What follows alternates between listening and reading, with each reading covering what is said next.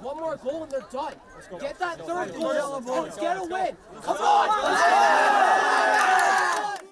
This month is a chance for all of us to open our minds to the beauty of diverse communities, especially the deaf community, which is united by its own rich and expressive language, American Sign Language. On the pitch, sophomore Noah Kapustka is just another player chasing wins with undefeated Ralston Valley. But at only 15, he's also the youngest ever called into the pool for the U.S. Deaf National Soccer Team.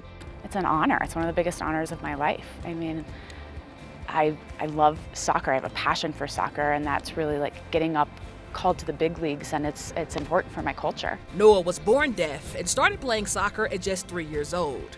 He came up through the Rapids youth system and proudly embraces his identity, first and foremost, as an athlete. I'm a soccer player who communicates differently. That's really it. I'm a soccer player. For head coach John Duty, in more than 3 decades on the sideline, Noah's arrival has been a first. I have never interfaced with a deaf player, either on another team, my own team. I've never watched a game where it was happening. And we're talking about playing at a high-quality program in 5A.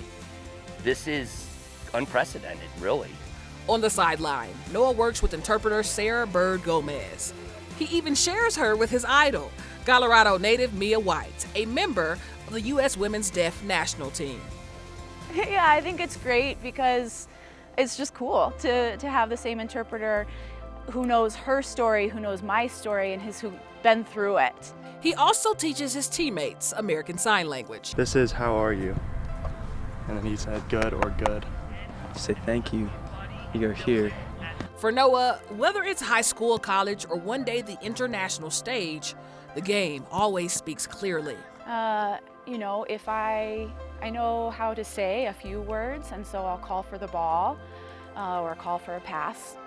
From Ralston Valley to the Deaf National Team, Noah Kapustka's story isn't about what he can't hear, it's about what he brings to the game. There's a universal language of football, and he speaks it beautifully.